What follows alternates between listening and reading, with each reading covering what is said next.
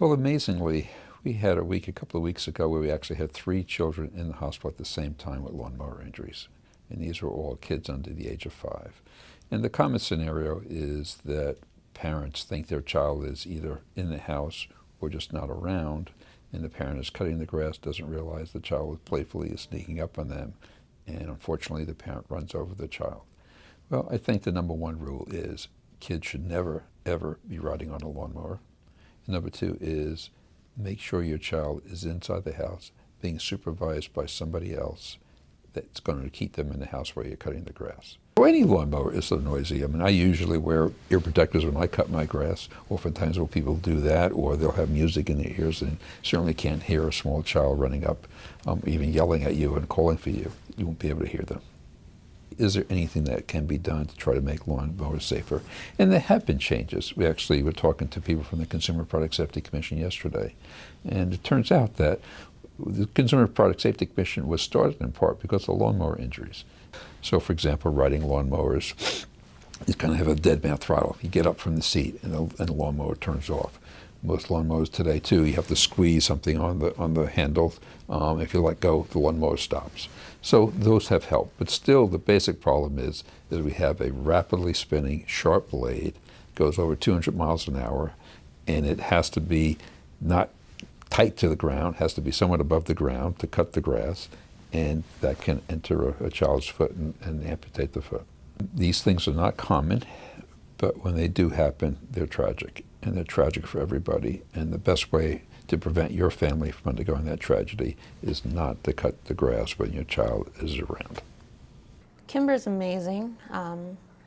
3 years old, loves Spider-Man, Paw Patrol, Peppa Pig. She loves being outside.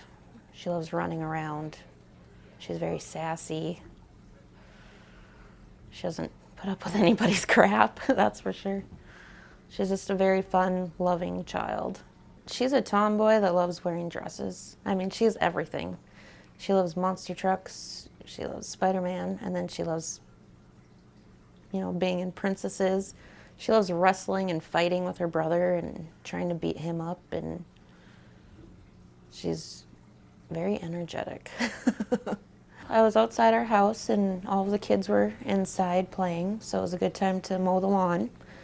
And I was in the middle of it, and I seen Kimber running towards me, and I turned it off so I knew that she could hear me clearly. And I said, "Kimber, you absolutely need to stay away from this lawnmower." She said, "Okay, Mommy." So then I took off, and I was halfway across the yard, and I had to back up to get around the tree better. And I thought, that was a very big stick. I better see how big that was. And I looked back and noticed that it wasn't a stick, it was my daughter. So she was actually chasing the lawnmower, and I had no idea, because I just told her that she had to stay away. And they took us to Spokane, and then from there, Spokane looked at it and said, "You guys could get much better care at Harborview, so we're gonna get you on a plane and send you there." She's had about 7 surgeries so far to try and save her foot, and then we determined that we just can't. There's no function in her foot, and so we have to take half of her foot off tomorrow. Yeah, keep your kids inside, because you never know. I was always the parent that thought, how could any parent let that happen? How does it happen? And then it happens to you, and you realize real quick. She's doing very well, I think. We haven't given her all of the details because I want her to focus on healing instead of, half of my foot's gonna be gone. She won't let it stop her. If she wants to do something, she'll figure it out, which is good. I know it could have been a lot worse than it is, and I'm trying to just be thankful for that, but it's still hard. Just take it a day at a time and make sure we raise her to know that she can do anything she wants and achieve anything she wants, and don't let anybody put her down.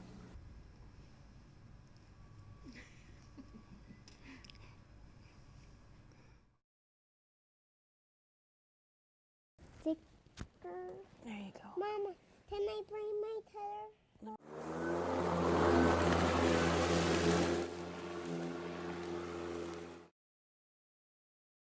Tell him to go away now. You want him to go away now? What did she do? September.